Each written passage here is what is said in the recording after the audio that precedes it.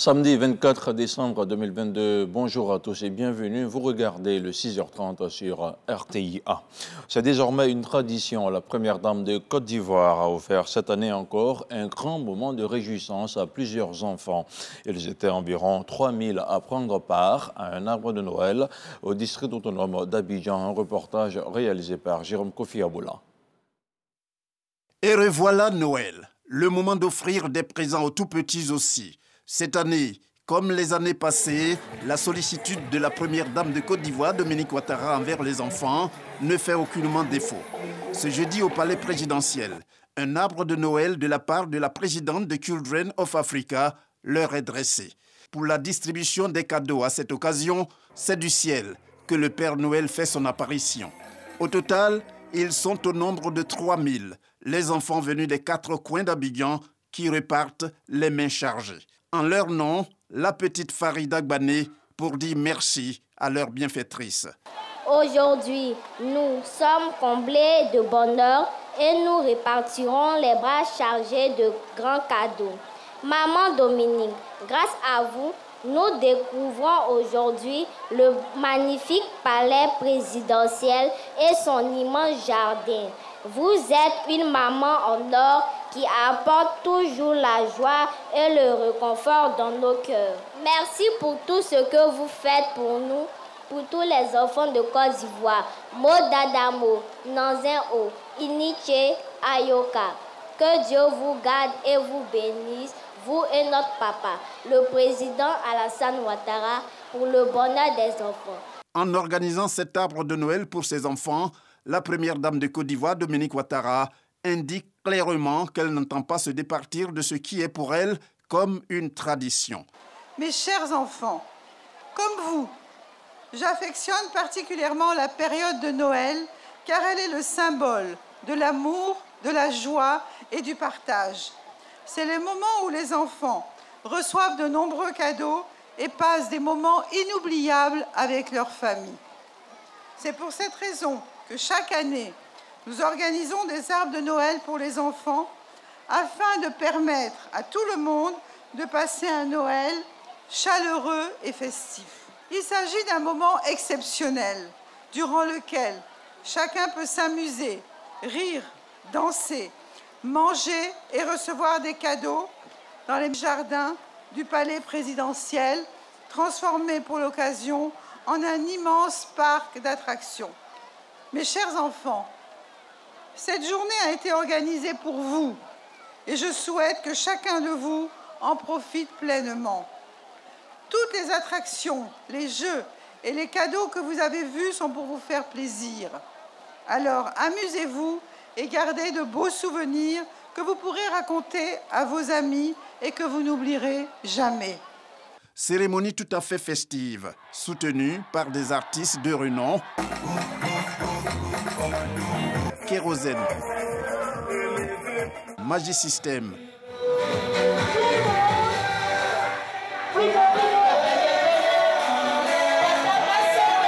Fally Ipupa. Et ce n'est pas tout. La première dame de Côte d'Ivoire, Dominique Ouattara, promet d'en faire autant pour tous les enfants de Côte d'Ivoire, avec des arbres de Noël éclatés pour la distribution de plus de 12 000 cadeaux. On reste dans l'univers magique des enfants avec ce dossier de la rédaction de RTI1 que je vous propose maintenant de suivre. La fête de Noël, jour de la Nativité, sera célébrée dans seulement 24 heures. Accompagnés de leurs parents, les enfants ont pris d'assaut les grandes surfaces, les espaces de jeu et de détente. Un dossier réalisé par Khalil Diomandé, Sephora Zegui et Serge Coléa.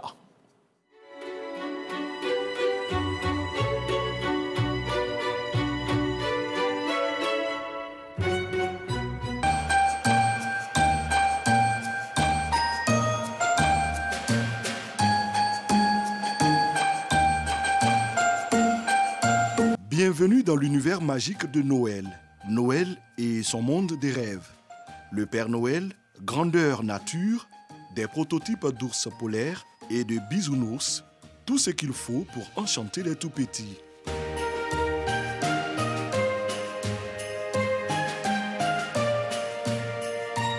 Nous sommes dans une grande surface d'Abidjan.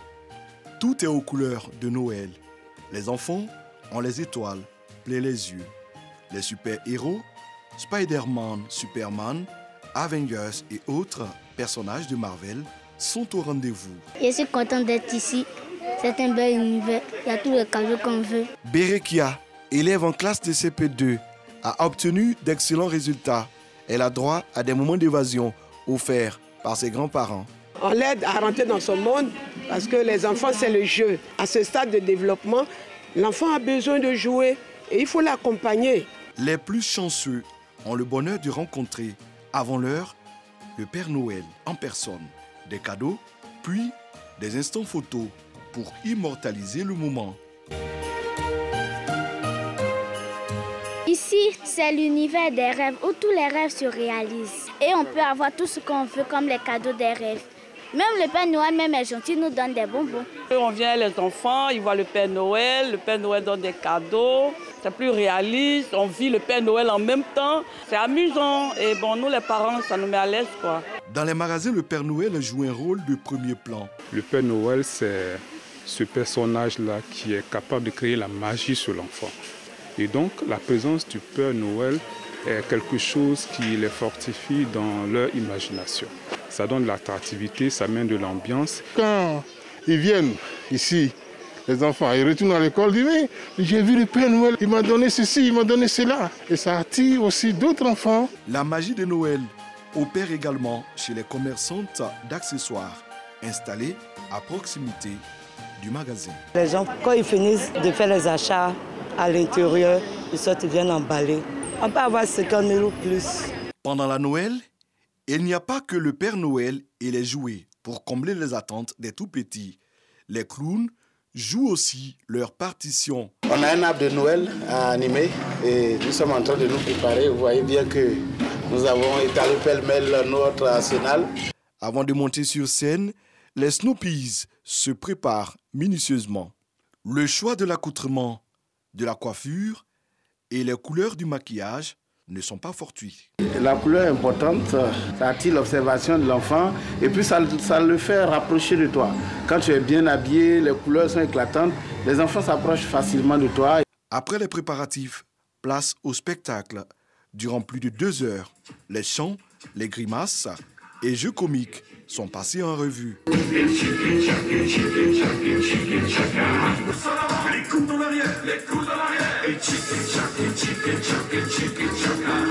Les tout-petits ne boudent pas leur plaisir.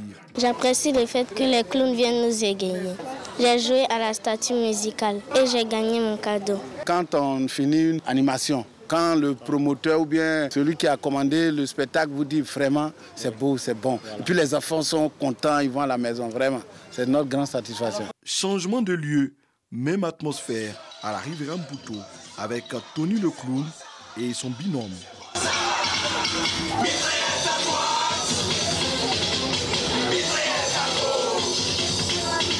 Il n'y a qu'une seule recette pour arracher des rires et égayer ses bambins. S'inviter dans leur monde et se glisser dans leur peau. Ce qui est plus important pour nous, c'est la symbiose qu'on crée avec les enfants en fait. On amène les enfants à être un avec nous. On s'amuse très bien avec Yakuyun. Je trouve Yakuyun très rigolo. La Noël est l'événement de l'année le plus magique qui fait rêver les tout-petits. Un moment durant lequel ils sont choyés et au centre de toutes les attentions. Encore quelques jours pour profiter de ces moments féeriques et pleins de bonheur pour les enfants. On sort maintenant de l'univers de Noël pour s'intéresser aux activités du Premier ministre. Après Boaké et Grand Bassam, la société de transport abidjanais Sotra est désormais à Yamoussoukro avec une trentaine de bus flambant neufs. Le lancement officiel de 6 lignes de bus longues de 74 km a eu lieu hier vendredi. C'était justement en présence du chef du gouvernement, Premier ministre Patrick Achi. Coût de l'investissement, environ 4 milliards de francs CFA. Les détails avec Dangui Dangui. Des bus flambant neufs de la société de transport abidjanais Sotra dans les rues de Yamoussoukro. Le paysage urbain de la capitale politique de la Côte d'Ivoire change la vie des populations et surtout des élèves et étudiants aussi. Déjà, c'est sécurisant par rapport au taxi. Et là, tu sais où tu descends. Je suis au lycée Miss. Il habite à Djouraboukou. Il marche des kilomètres. Mais grâce à Sotra, on va essayer d'arranger ça. Alors, je dis merci, grand merci à Sotra. À la cérémonie de lancement officiel des lignes de bus de la Sotra à Yamoussoukro, les populations sorties nombreuses ont été invitées à prendre ces bus sous leur protection. Chers élèves et étudiants, fonctionnaires, agents de l'État, vaillante population de Yamoussoukro, je voudrais ici vous inviter à prendre soin des autobus que l'État met à votre disposition à travers la Sotra. Nous sommes aujourd'hui en train de gagner le pari, de faire en sorte que les villes secondaires soient des villes accueillantes, soient des villes attrayantes. Le développement de nos villes secondaires est une réalité. L'arrivée de la Sotra à Yamoussoukro, après Bouaké et Grand Bassam, s'inscrit dans une vision du gouvernement pour les villes de l'intérieur de la Côte d'Ivoire, selon le Premier ministre. La vision du président de la République, c'est celle de tous les pays développés. Avoir une capitale, certes économique, une capitale certes politique, mais des capitales à l'intérieur qui sont des foyers de croissance, qui sont des foyers d'emploi, qui sont des foyers de développement, parce qu'ils permettent à tous ceux qui veulent y vivre et investir d'accéder à tous les biens, les nécessités et le confort de vie. La Sotra arrive à Yamoussoukro avec une trentaine de bus affectés à 6 lignes et 12 terminus pour un investissement d'environ 4 milliards de francs CFA. Un pas de plus dans le processus de transfert de la capitale politique à Yamoussoukro. Une bonne nouvelle pour l'organisation de la CAN 2024 en Côte d'Ivoire, selon les autorités. Retour à Abidjan, dans la commune d'Atekoubé. Au moins 2500 ménages viennent de bénéficier d'un raccordement à l'eau potable. C'est le ministre de l'Hydraulique, de l'Assainissement et de la Salubrité, Bouaké Fofana, qui a procédé à la mise en eau des branchements sociaux. Les frais d'abonnement, quant à eux, s'élèvent à 10 000 francs CFA. Les détails avec Grace Kando. Fini les difficultés d'approvisionnement en eau potable et les branchements anarchiques de compteurs d'eau. 2500 ménages issus de 5 sous-quartiers de la commune d'Atekoubé viennent de bénéficier de branchements sociaux. Ce que le ministre vient de faire, je suis très contente. Mais on a un problème pour avoir l'eau. On nous fait payer banana. C'est comme si j'ai un cadeau de Noël même aujourd'hui, moi et ma famille. Aujourd'hui, chacun va avoir son compteur. On est content. Une initiative qui rencontre l'adhésion des autorités communales. Nous sommes très heureux de lui dire merci. Je voulais dire merci au président de la République de Côte d'Ivoire, son excellent Alassane Ouattara, qui est notre Père Noël. L'action s'inscrit dans le cadre du projet d'amélioration des performances techniques et financières du secteur de l'eau APTF et vise à régler dans les 4 prochaines années la question de la desserte en eau potable des sous-quartiers. Le gouvernement, dans le cadre du programme social, a décidé d'offrir des branchements, je dirais, hyper subventionnés à 2500 personnes. Et ces branchements, au lieu de 167 000 francs, les populations paieront seulement 10 000 francs. Cela veut dire que le gouvernement fait un don ou une subvention de 157 000 francs pour chaque personne abonnée dans le cadre de ce programme. Et c'est la phase 2. Il a commencé depuis quelque temps.